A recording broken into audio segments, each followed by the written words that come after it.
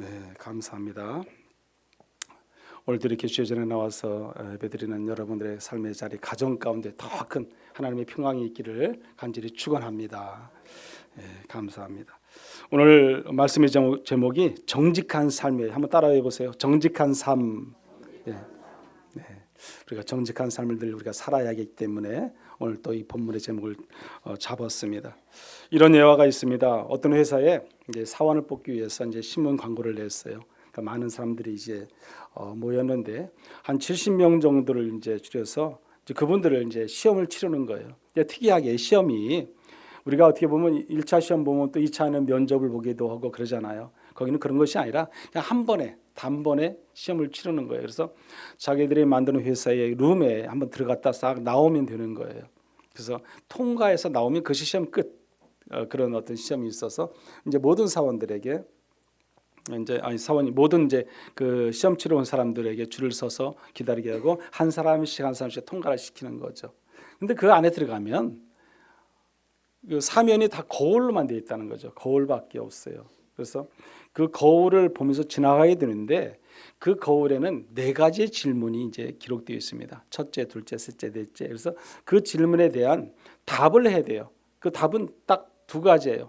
예, 아니오로 답을 해야 되는 겁니다. 뭐 부연 설명을 쓰는 것도 아니고 어떤 자기 이름 쓴 곳에다 예, 아니면 아니오라고 이렇게 기록만 해놓으면 4가지 답을 적으면 됩니다. 그래서 저 사람이 들어가서 둘째 사람, 셋째 사람 계속 들어가게 되는 거죠. 첫 번째 들어가서 그 거울 속에서 자기 모습을 비춰본 속에서 대답을 하게 되는데 첫 번째 질문이 뭐냐면 당신은 정직합니까? 라는 질문이에요. 그럼 거기다 예면 예, 아니면 아니요. 자기 있는 그대로 쓰면 되는 거예요. 2번째 질문이 뭐냐면 당신이 지금까지 살아오면서 거짓말을 한 적이 없습니까? 라는 질문이에요. 거짓말 했느냐 안 했느냐. 예, 아니요로 또 쓰면 되고 또 3번째 거울을 이렇게 지나가면서 보니까 거기서는 지금 당신 비추는 당신의 모습이 과연 신뢰받을 만한 모습입니까? 사람입니까? 이렇게 질문을 또 하고 있습니다. 거기도 마찬가지예요. 예, 아니요. 마지막 질문이 뭐냐면 당신이라면 당신을 지금 그 사람을 채용하겠습니까? 거울에 비치는 나를 채용하겠느냐? 당신이라면 그렇게 질문이 이렇게 4번째 질문이 있습니다. 그 질문을 다 쓰고 이에 대한 대답을 쓰고 다 나왔어요. 70여 명 되는 분들이 다 나왔는데 이분들이 나와서 하는 얘기가 다들 보면 이구동성 이제 수근수근 거리는 거죠. 아니 어떻게 이게 문제야? 어떻게 이것이 시험이라고 할 수 있어? 그러면서 시험 같지도 않은 시험을 우리가 봤다 하면서 다들 이구동성 이제 불평과 또 불만도 가지기도 하고 또 한편으로는 또 그분들이 투덜대기도 하고 그러면서 이제 모여 있는 거죠. 한편으로는 그러면서도 그 사람들은 시험 보고 나온 사람들은 다들 자기가 그래도 그냥 나는 됐어라는 그런 어떤 표정. 그래도 나는 얼마든지 이 시험에 합격할 수 있을 것 같아. 그런 표정을 하고 다 있었다는 것이에요. 그런데 그 시험을 다 치고 나서 그 자리에서 결과를 발표를 하는데 시험에 합격한 사람은 딱 한 명이에요. 한 명. 많은 사람들은 거기서 그 질문에 4가지 질문에 갔을 때 예예예라고 쓴 사람들이 대부분이었고 어떤 사람은 예, 어떤 사람은 예예예 하다가 아니요라는 대답을 한 사람도 있고 어떤 사람은 아니요 예예예 하는 사람도 있고 여러 답을 쓴 사람들이 있는데 단 한 사람만 아니요 아니요 아니요 아니요라고 이렇게 썼다는 거예요. 그래서 합격한 사람은 그 사람이 합격했다는 거예요. 아니다는 사람. 요즘 우리가 보면은 그 회사는 어떻게 보면 자기의 실력을 뽐내면서 자기가 어떤 큰 소리 치고 뭔가를 이렇게 의젓하게 자기 뽐내려고 하는 사람들, 그런 사람들을 원하지 않았어요. 어떤 사람을 원했습니까? 정직한 사람. 내가 때로는 실수할 수도 있고 내가 때로는 잘못할 수도 있어요. 그러면 그때마다 내가 잘못을 인정하고 회개하고 다시 돌아올 수 있는 턴할 수 있는 그런 사람을 원했습니다. 그게 정직한 자의 삶이죠. 제가 늘 이 성전을 통해서 하나님 여러분들에게 귀한 말씀을 전합니다. 말씀을 전할 때마다 제가 목표 비전이 있어요. 여러분들이 이제 저랑 같이 쭉 10여 년을 같이 지내왔으니까 제가 목표 비전이 뭔지 다 알 거예요. 그래서 제가 한 세 가지를 늘 여러분에게 강조합니다. 매년 강조하는 것 중에 하나고 또 반복해서 강조하는 것 중에 하나입니다. 그것이 무엇이에요? 그리스도 예수의 마음을 가지라. 내 안에 예수가 있지 아니하면 세상 가운데 있는 것과 똑같다. 내 안에 예수가 있어야 우리는 주님께서 원하신 뜻을 따라 합당한 삶을 살아갈 수 있다. 늘 그걸 제가 여러분들에게 강조합니다. 빌립보서 2장 5절 말씀이잖아요. 또 하나는 제가 여러분들에게 늘 강조하는 것 중에 하나가 순종이에요. 순종. 순종하면 뭐 한다? 축복이 있더라. 순종하면 축복이 있더라. 제 삶의 자리가 늘 이렇게 살아왔다. 제가 늘 여러분에게 고백했습니다. 또 하나가 뭐예요? 정직하라고. 하나님을 믿고 예수를 믿는 사람이 정직하지 아니하면 그건 내 신앙이 뭐라고 그랬어요? 제가요? 가짜 신앙이다 그랬죠. 가짜 신앙. 우리가 거짓과 술수와 세상의 방법을 통해서 우리가 살아간다면 그건요 잘못된 신앙이에요. 우리 믿음을 가졌지만 우리가 20년, 30년, 50년 신앙생활을 했어도 그 믿음은 세상 말로 말해서 가짜 믿음이에요. 가짜 믿음. 그래서 뭐예요? 정직해야 된다는 거죠. 거짓이 있으면 안 된다는 거죠. 오늘 저는 그 정직에 대한 말씀을 하고자 합니다. 제가 매년 한 번씩 합니다. 매년 여러분도 매년 들어보니까 똑같은 말일 수도 있겠지만 오늘도 저는 정직에 대한 말씀을 같이 나누고자 합니다. 오늘날 우리 한국 사회 보면 부정직한 삶의 자리가 너무도 많아요. 제가 이제 종종 한 번씩 여러분도 TV 보겠지만 저도 TV를 이렇게 보다 보면은 이 세금 포탈하는 사람들의 그 모습이 영상에 이렇게 나와 비칠 때 있어요. 여러분들 그거 보셨을 거예요. 보면은 좀 우리가 저럴 수가 그럴 정도로 그 사람들이 그 집에 가서 그 세금 징수하는 사람들이 서울시라든지 경기도 이런 쪽에 있는 분들이 찾아가서 그분들의 집을 방문하게 되면 어마어마한 현금 다발이 쏟아져 나오잖아요. 근데 현금 다발이 어디서 나옵니까? 세탁기, 냉장고, 쓰레기통, 신발장, 침대 밑에 안 나오는 데가 없어요. 금고는 물론이고 금고 열면 당연히 나오고 그런 귀한 보석들이 막 쓰레기장에서 막 나와요. 쓰레기통 같은 데서.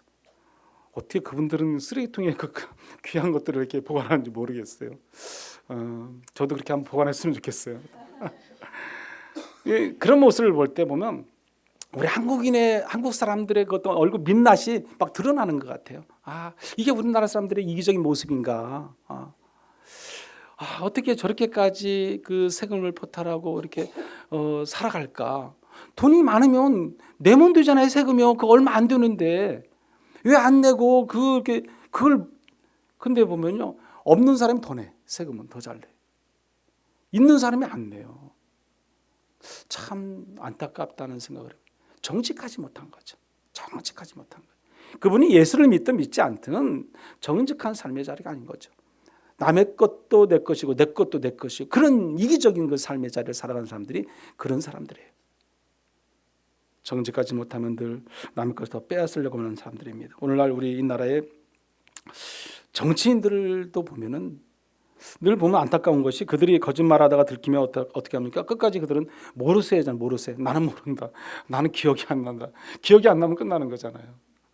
그게 정답인지 모르겠지만 그러다가 어떻게 보면 그냥 그래도 끝까지 재판이나 그 판결을 받고 끌려가면 억울하게 끌려가는 척하다가 교도소에 가서 한번 1년, 2년 살다가 나오면 끝나잖아요. 나는 억울하게 들어갔어. 그래서 억울하게 이렇게 재판 이렇게 받고 이렇게 해서 내가 살다 왔어. 나올 때까지 그들은 거짓말해요. 정직하지 않아요. 정말 그런 분도 있을 수도 있겠죠. 그 맞는 분도 있을 수 있겠지만 대부분이 보면은 그런 거짓과 술수입니다. 여러분 그런 정치인들뿐만 아니라 오늘날 우리 한국에 보면은 교육계뿐만 아니라요. 이런 예술계뿐만 아니라요. 이 종교계도 마찬가지예요, 여러분. 그런 범죄의 선상, 그런 양심을 속이고 거짓과 술수와 정직하지 못한 그런 일들이 비일비재해 일어나고 있다는 거예요. 얼마나 안타까운지 모르겠어요. 얼마나. 하나님을 믿는 사람들도 보면은요 정직하지 못한 그런 삶의 자리 가운데 있는 사람도 많이 있다는 겁니다. 오늘날 우리 한국 사람들이 가장 많은 죄를 짓고 재판을 받는 그 범죄가 뭔지 아세요, 여러분? 위증죄예요, 위증죄예요. 거짓, 사기, 여러분 술수. 그래서 많은 그 정치인들이 가장 많이 그 짓는 죄가 바로 위증죄예요, 여러분요. 그게 그래서 보면은 그 각종 허위 사실을 이제 공표하는 것들이죠. 그런 죄를 많이 짓고 그런 걸로 인해서 재판을 받기도 하고 그렇습니다. 한국의 그 검찰청 집계에 가면 우리나라의 법정에 위증으로 기소된 사람이 한 해에 한 얼마 정도 될 것 같아요? 위증으로만 한 1,000명 정도 된다 그래요. 1,000명이요. 우리나라의 위증으로.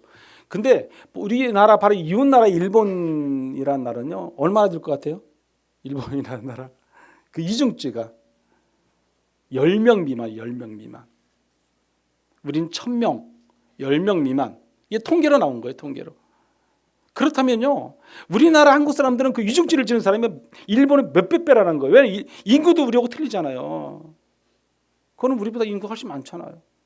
몇백 배가 우리가 많다는 거예요. 양심을 속이고 정직하지 못하고 그런 사람들이 너무도 많습니다. 우리가 보면 어떤 우리의 같은 생각과 사고가 성공하기만 하면 다 된다는 그런 그 사고가 생각을 가지고 있어요. 그러다 보니까 내가 성공하면요 돈을 많이 벌 수도 있고, 내가 성공하면 어떤 정말 유인이 될 수도 있어요. 어떻게 막 명성이 떨쳐가지고 또 막 저 사람은 그러다 보니까 성공했으니까 대단한 분이야 인정해 주잖아요. 그러니까 그 사람이 어떻게 성공했든 상관없어요. 다 덮여져 버려. 그게 오늘날 우리나라의 현실의 모습이 아닌가. 성공은 했어요. 인정은 돼요. 그런데 뭐 대기업이든 뭐든 뭐 성공했어요. 근데 어떻게 성공했느냐, 그게 중요한 거죠, 여러분. 어떻게 성공했느냐. 다 덮어버리면 끝나나요? 성공했으니까. 참 안타까운 현실이 오늘날 우리의 현실입니다. 우리나라의 현실의 그 사고가 정말 어떻게 보면 정직성의 위기가 우리 가운데 지금 있습니다. 제가 저번에도 한번 보니까 중고생이 제출한 그 봉사활동 확인서가 있잖아요. 학생들 그런 기록을 봤어요. 몇 프로냐면 45%가 거짓이라는 기사가 난 적이 있어요. 거짓이 45%가. 우리 학생들도 있지만 어떻게 그런 것들이 거짓으로 그걸 낼 수 있을까? 또 우리나라 사람들이 그 78%가요 정직하게 살면 손해 본다는 생각을 가지고 있어요. 그래서 그 앙케이트 조사 결과 나온 거예요. 78%예요, 여러분. 정직하면 내가 손해 본다. 정직하면. 착하면 내가 손해 본다. 이제 그런 거잖아요. 착하면. 그러면 우리 기독교인들은 다 손해 보는 거예요. 날마다 손해 보고 살아야 돼. 근데 제가 여러분들한테 그러잖아요. 손해 볼 줄 알아라. 조금은 손해 봐야 된다. 제가 손해 잘 볼까 안 볼까요? 저도 손해 잘 봐요. 사기도 잘 당하고 속기도 잘 속고. 근데 그렇다고 해서 뭐 그거 가지고 뭐 내가 죽을 일이 아니잖아요. 하나님께서는 분명히 우리에게 그걸 원하십니다. 내가 좀 더 손해 볼 줄 아는 삶을 살아라는 거죠. 그게 우리 기독교인의 모습이죠. 하나님은 그걸 원하십니다. 제가 자료를 좀 더 이렇게 찾아보니까 이런 게 있더라고요. 독일 그 베를린에 본부를 둔 반부패 운동 단체가 있어요. 거기 보면은 국제 투명성 기구가 지난 2023년도 10월 달에 이게 발표가 된 게 있더라고요. 지난 이제 얼마 몇 개월 안 됐잖아요. 그 발표에서 보면은 2023년도 국가별 부패인 지수 그랬어요. 부패인 인식 지수인데 CPI라고 그래요. 그 CPI인데 그 발표가요. 2023년도 발표된 결과 보면 한국이 점수가 69점인가 그래요. 63점. 100점 만점에 63점이에요. 점수가 많아야 높게 올라가는 거예요. 점수가 많아야 돼 가능하면요. 100점 만점이니까. 근데 우리가 63점이에요. 그럼 우리나라가 OECD 180 전 OECD 말고 전체 그 189국에서 우리나라가 몇 위 했을 것 같아요? 지난 작년에 31위 했어요. 31위. 63점이 31위예요. 우리나라가. 여러 나라들 보면 이제 주로 이제 1위가 덴마크, 핀란드 뭐 그런 쪽, 스위스 그런 나라들이에요. 순서가 덴마크가 가장 1위고, 거의 덴마크는 93.8점, 6점 그렇게 되고, 다른 나라를 다 이제 그 밑 차등 예술에 보면 그렇게 나라를 볼 수 있어요. 저희가 이 아시아권에서 우리가 몇 위 할 것 같아요? 아시아권에서는 5위예요. 5위. 가장 먼저 점수를 많이 받은 나라가 싱가포르. 싱가포르이 원래 좀 그런 걸 잘하잖아요. 깨끗하잖아요. 그다음에 홍콩, 그다음에 일본, 그다음에 대만, 타이완, 그다음에 한국 우리가 오이더라고요. 그러니까 지금 제가 찾아본 거예요. 지표 찾아보다 보니까 그런 통계들이 쭉 있고 점수들이 쭉 나열되어 있더라고요. 우리 한국의 이렇게 부패 지수 이런 걸 볼 때 아직까지도 우리는 좀 더 멀었구나. 아직까지도 그런 생각을 해봤어요. 왜 이런 일이 일어날까요? 정직하지 못하니까 그래요. 정직하지 못하니까. 부정직한 삶의 자리를 우리가 살아가기 때문에 그렇습니다. 정직이란 그 무엇인가를 한번 따져보면 우리가 휘어짐이 없이 곧다라는 뜻이에요. 휘어짐이 없다. 휘어진 것이 아니고 곧다는 뜻을 가지고 있어요. 그래서 한쪽으로 기울어짐이 없이 수평을 이루는 바르다는 뜻을 가지고 있어요. 바르다. 정직함이라는 것이. 그래서 우리는 정직한 한 자는 의인과 같은 말로 했어요. 마음이 거짓이 없고 하나님 보시기에 부끄러움이 없는 영적인 능력을 가지고 살아가는 자가 정직한 자의 삶을 살아가는 자인 거예요. 오늘 저와 여러분은 그런 삶을 살아가시기를 간절히 축원합니다. 제리 화이트란 박사가 쓴 정직, 도덕 그리고 양심이라는 책이 있어요. 그 책을 이렇게 보니까 그 책에서 이렇게 정직함을 네 가지로 이렇게 분석해 놨더라고요. 첫째가 뭐냐면 일반적인 정직함이에요. 일반적으로 모든 사람이 그냥 깨끗하게 정직하게 살아가는 거 기본적인 정직이죠. 기본적. 그다음에 법률적인 정직이 있더라고요. 법률적인 정직이 뭐겠어요? 모든 사람은요 법이 정해진 테두리가 있어요. 그 법을 지키는 거, 지키는 사람이 정직한 사람이라는 거죠. 지키지 않으면 잘못된 거죠. 또 양심적인 정직이 있어요. 세 번째는 그 양심적인 정직은 내가 양심에 따라서 이것이 선하냐 악하냐 하는 걸 판단해서 구분해서 분별될 것을 통해서 내가 선한 삶을 살아가는 자. 내면의 정직, 내면의 정직, 내 내면에 그냥 치열하게 싸우는 거죠. 선과 악을 놓고 싸우는 거죠. 사도 바울도 얼마나 싸웠습니까, 여러분? 로마서 7장 8장에 보면 7장에 보면 그 사도 바울도 싸워서 나도 감당하지 못한다고 그러지 않습니까? 또 마지막 그 네 번째는요. 성경적인 그래서 정직이 있어요. 성경적인 정직. 그것은 내 위주로 하는 것이 아니라 내 생각과 내 판단과 내 주관이 아니죠. 모든 것을 하나님 위주로. 하나님께서 원하시는 하나님이 기뻐 받으시고 하나님께서 정하시면 그것이 맞는 거죠. 그 정직함. 하나님 앞에서. 여러분 우리가 말씀 묵상책이 이름이 코람데오잖아요. 코람데오라는 뜻이 뭐예요? 하나님 앞에서요. 우리가 하나님 앞에서 정직한가 아닌가 늘 우리가 돌아봐야 되는 거죠. 내가 하나님 앞에서 바른 삶을 살아가는가, 온전한 정직한 삶으로 늘 살아가는가, 그것을 우리가 판단할 수 있어야 됩니다. 우리 예수 만전교 성도님들은 그런 정직함을 통해서 늘 살아가기를 간절히 소망합니다. 그러면 우리가 정직함을 통해 살아가려면 우리가 골로새서 3장 9절에도 이렇게 말을 해요. 너희가 서로 거짓말을 말라 그랬어요. 옛사람과 그 행위를 벗어버리고 그랬거든요. 옛사람, 더러운 것, 죄악 모든 것을 다 버려버리라는 거죠. 그래야 정직한 삶을 살 수 있다는 거예요. 아름다운 나라, 살기 좋은 나라를 만들고 우리 후손들에게 정말 더 좋은 미래를 남겨주려면요. 정직해야 돼요. 누가? 부모가요. 우리 어른들이 정직해야 돼. 그래야 후손들에게 그 정직을 남겨주고 그래서 후손들이 더 잘 먹고 잘 살 수 있도록 길을 열어주는 거예요. 비전이 있어요. 비전이. 오늘날 왜 우리 후손들이 결혼 안 하려고 합니까? 왜 우리 후손들이 출산도 안 합니까? 왜 혼자 살고 있습니까? 이유가 뭡니까? 다 우리 어른들이 잘못이죠. 부모들이 잘못이죠. 우리가 문제가 있기 때문에 후손들이 그 부모의 모습을 보고 그대로 따라가는 거예요. 이건 그 청년들이 잘못이 아니에요, 여러분. 청년들이. 저는 안타까워요. 정말 제가 늘 뭐 조금씩 얘기하지만 저는 어떤 때는 막 잠이 안 와요. 잠이 안 와. 결혼 안 한다. 뭐 만나지도 않고 뭐 혼자 살겠다. 결혼해도 출산을 하지 않고 아이들을 갖지 않는다. 여러분 한번 곰곰이 생각해 보세요. 잠이 오나요? 잠이. 우리나라 미래가 존폐 여부가 달려 있어요. 앞으로 정말 20년, 30년 후에는요. 이 나라를 이끌어갈 능력 있는 사람뿐만 아니라 젊은 층이 아무도 없다는 거예요, 여러분. 어떻게 되겠어요, 그러면요? 그냥 어르신들만, 나이 드신 분들만 있고. 이 나라를 누가 이끌어갑니까?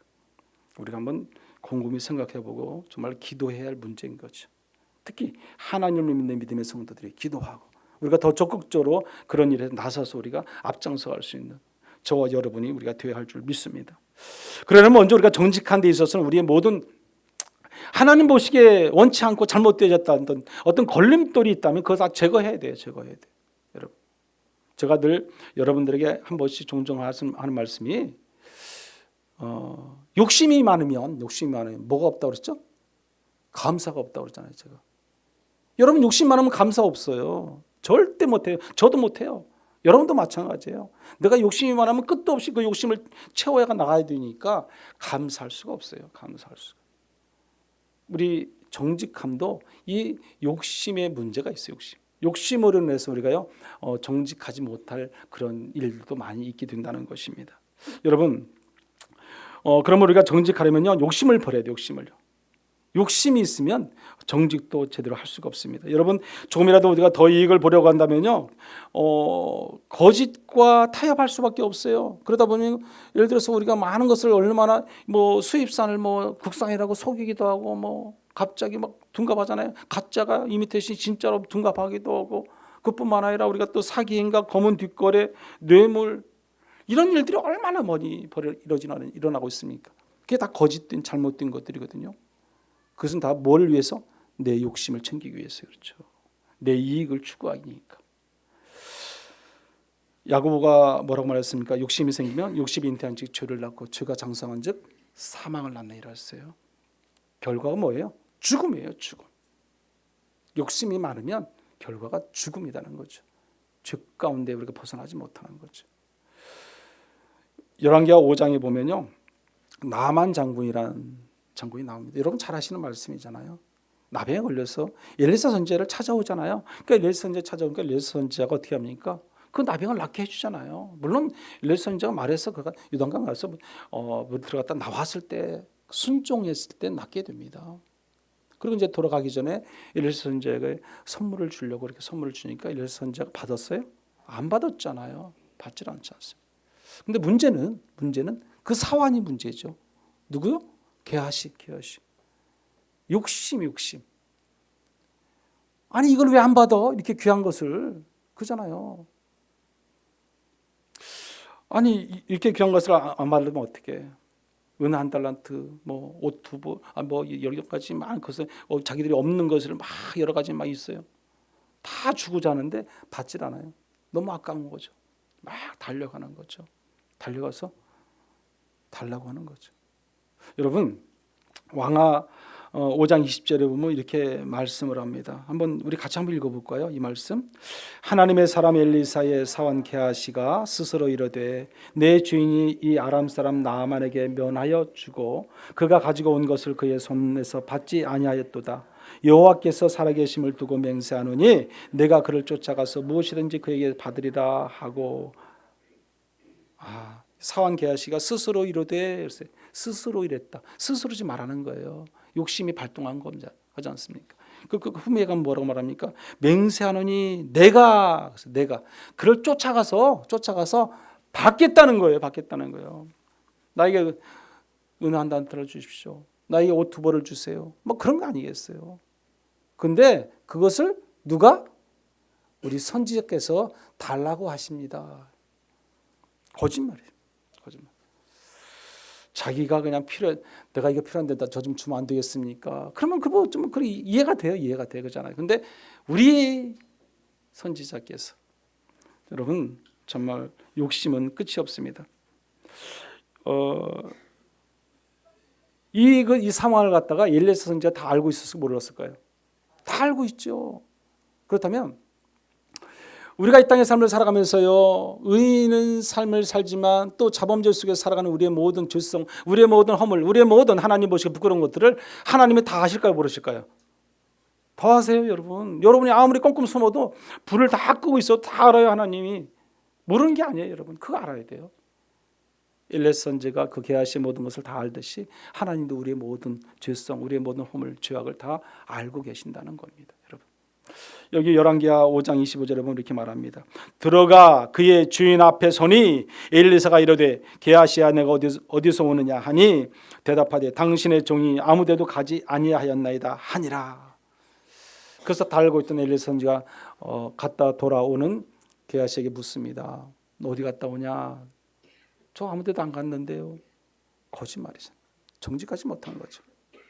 결국에는 나만 장군에 걸렸던 문둥병이 누구한테 걸려요? 게하시에게 걸려요. 여러분, 우리가 죄를 지면 안 되죠. 하나님 앞에서 정직해야 되는 거죠. 정직해야 되는 거죠. 여러분뿐만 아니라 사도행전 5장에도 보면 아나니아와 삽비라가 얘가 나오잖아요. 그래서 여러분, 아나니아와 삽비라가 그 자기가 소유를 팔았어요. 팔은 것을 다 하나님께 그러면 온전히 드렸으면 얼마나 좋겠어요. 드리지 않고 이게 전부입니다. 누구에게 말합니까? 베드로에게 말하잖아요. 베드로가 그 말을 듣고 이게 전부냐? 베드로가 알아요, 몰라요? 아는 거죠. 알아요. 다 알아요. 다 알아요, 여러분. 근데 그만 몰라. 누구? 아나니아와 삽비라만 몰라요. 예, 이게 전부입니다. 부부가 둘 다 베드로 앞에서 성령을 속인 죄로 꼬꾸라져 죽게 됩니다, 여러분. 죄가 장성하면 뭐를 낳아요? 사망. 여러분, 우리가 분명히 알아야 됩니다, 여러분. 아무것도 아닌 것 같아요. 이것쯤이야. 남들이 다 하는데 나도 뭐 할 수 있지. 그럴 수 있어요, 여러분. 하나님은 그걸 인정하지 않아요, 여러분. 죄예요, 죄. 잘못이에요. 정직하지 못한 것. 거짓과 술수는 다 하나님이 기뻐하실 일이 아니라는 거예요. 하나님이 원하신 뜻이 무엇인가를 분별하는 것이 우리가 분별의 영이에요. 그것은 온전한 신앙, 온전한 믿음으로 우리가 살아갈 때 가능합니다. 여러분, 하나님을 떠나서는 안 되고요. 하나님과 더불어 살아가야 돼요. 성경은 거짓말을 사탄이 하는 것이라고, 거짓말하는 사람을 마귀의 자식이라고 분명히 말을 해요. 여기 한번 보시겠습니까? 요한복음 8장 44절의 말씀인데 한번 보겠습니다. 요한복음 8장 44절 한번 같이 읽어보죠. 너희는 너희 아비 마귀에게서 났으니 너희 아비의 욕심대로 너희도 행하고자 하느니라. 그는 처음부터 살인한 자요 진리가 그 속에 없으므로 진리에 서지 못하고 거짓을 말할 때마다 제 것으로 말하나니 이는 그가 거짓말쟁이요 거짓의 아비가 되었습니다. 아멘. 영적으로 볼 때 정직하지 못한 이유는 누구예요? 바로 마귀의 지배를 받고 있기 때문에요. 사탄 마귀, 더러운 귀신들이 늘 우리를 날마다 유혹하고 현혹합니다. 우리를 넘어뜨립니다.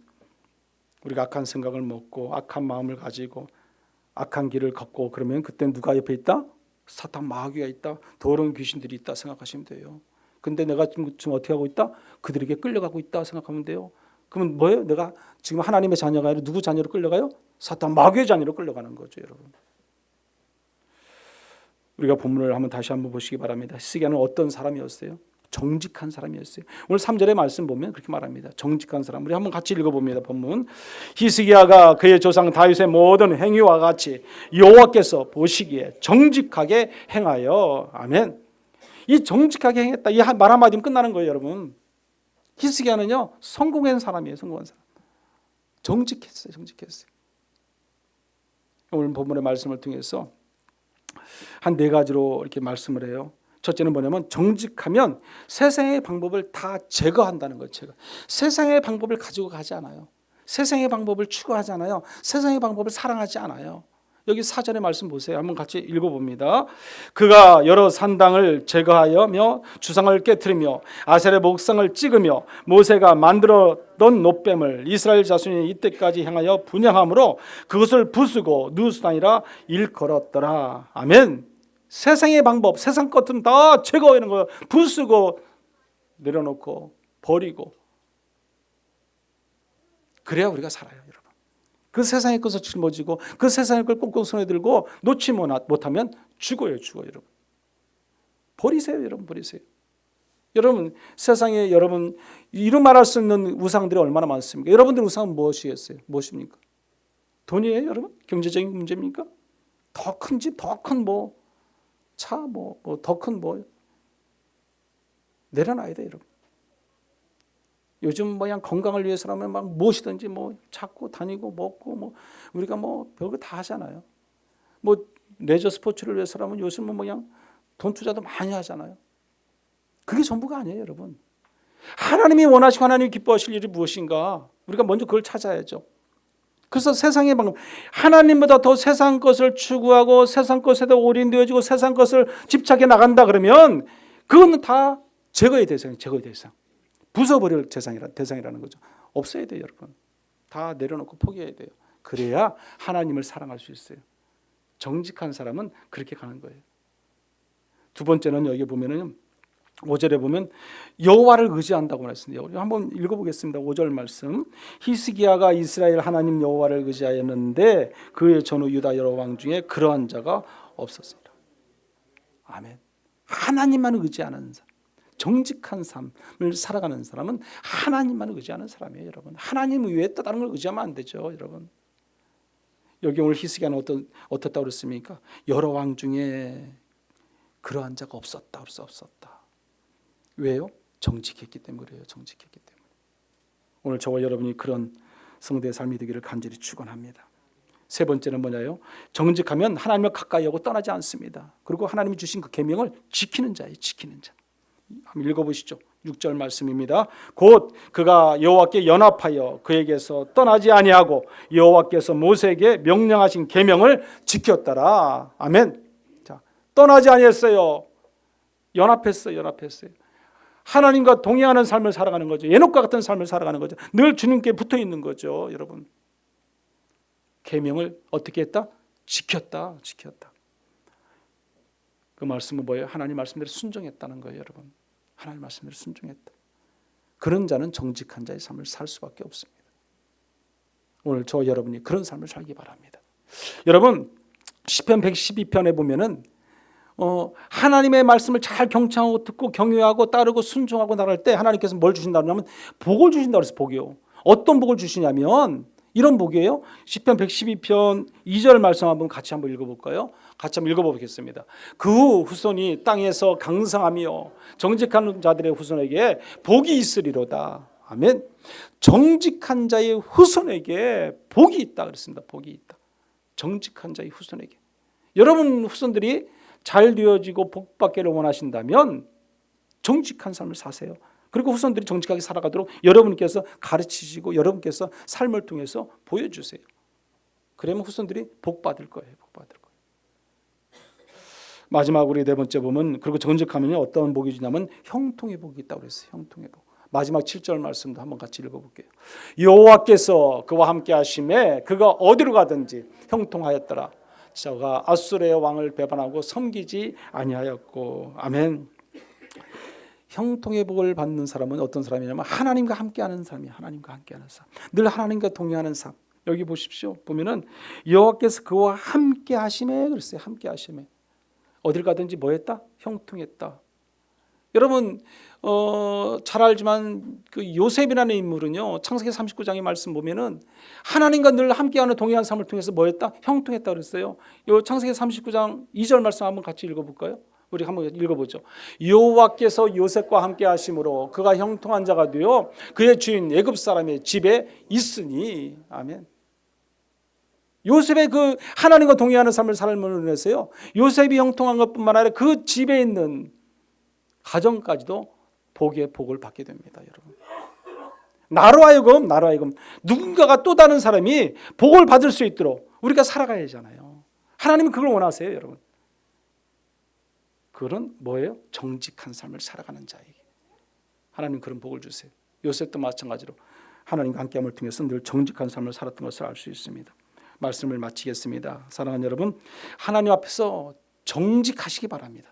정직하시기 바랍니다. 그리하면 세상의 방법들을 제거해야 돼요. 오직 하나님만 의지해야 돼요. 하나님 말씀에 순종하고 하나님께서 기뻐하신 일이 무엇인가를 우리가 찾아가는 거예요. 하나님과 연합하는 삶, 하나님을 떠나지 않는 삶, 그 계명을 지키는 삶, 순종의 삶이에요. 그리하면 하나님께서 복을 주시겠다고 했어요. 누구에게? 후손에게도 복을 주시겠다. 날마다 하나님 앞에서 거짓과 욕심을 버리고 정직한 삶을 살아감으로 인해서 여러분의 가정과 여러분의 후손이 형통의 복을 받고 누리고 살아가기를 간절히 축원합니다. 같이 한번 기도하겠습니다. 이 시간 같이 기도할 텐데 하나님 앞에 정직한 사람으로 살아가게 해달라고 같이 기도하시기 바랍니다. 세상의 방법들을 모두 제거하게 해달라고, 하나님의 방법대로 온전히 순종의 깊은 자리로 들어가게 해달라고 기도하십시오. 하나님의 말씀대로 살아갈 때마다 거짓과 욕심을 모두 내려놓고 하나님의 자녀로서의 삶을 살게 해달라고, 정직함으로 하나님만 의지하며 가까이 하고 떠나지 않게 해달라고, 정직함으로 가정이 늘 형통할 수 있게 해달라고 이 시간 한번 같이 기도하겠습니다. 주여 한번 주 기도합니다. 주여 거룩하신 하나님 아버지 감사합니다. 오늘도 저희들 주의 전을 통해서 하나님 예배하게 하시니 감사합니다. 하나님 정직해 삶을 통해 살아가기를 원하고 하나님 뜻대로 살기를 원하는 주님인 줄 믿습니다. 우리가 더 정직한 자의 삶을 살게 하시고 하나님 보시기에 부끄럽지 않게 하시고 세상의 방법이 아니라 하나님의 방법대로 살게 하여 주시옵소서. 특별히 하나님 거짓과 욕심을 모두 버리기를 원합니다. 내려놓기를 원합니다. 세상의 우상을 다 제거하기를 원합니다. 오직 하나님만 바라보고 하나님만 의지하며 하나님 뜻을 따르고 살아가는 우리 모두가 되도록 인도하여 주시옵소서. 정직함으로 하나님을 의지하며 가까이 갈 수 있게 해주시고 정직함으로 우리의 가정이 늘 형통할 수 있도록 하나님 은혜를 더하여 주시옵소서. 복에 있을지어다 하나님 성령 충만함이 있을지어다 하나님 우리 모든 성도들 삶의 자리 가정 직장 사업장까지도 하나님 책임져 주시고 하나님 인도하여 주시옵소서. 정직한 삶을 살게 하여 주옵소서. 은혜로우신 하나님 아버지 우리에게 정직한 영을 부어 주시옵소서. 거짓과 혼란 또한 이 난무하는 이 세상 악한 세상 속에서 우리 하나님을 온전히 믿고 따르고 순종하며 정직한 신앙을 통해서 거짓 없는 신앙을 통해서 모든 욕심을 내려놓고 비우고 포기하는 삶의 자리로 살아가게 도와 주시옵소서. 오직 하나님만 바라보고 의지하게 하시고 하나님을 떠나지 않게 하시고 연합하며 가까이 하게 하시고 하나님이 말씀하시는 그 말씀 계명을 지키고 순종하게 하여 주시옵소서. 우리 가정의 자녀들이 자손들이 다 그의 은혜를 통해서 복의 복을 받고 누릴 수 있도록 하나님 인도하여 주시옵소서. 성령 충만케 하여 주시옵소서. 예수님의 이름으로 기도드리옵나이다. 아멘.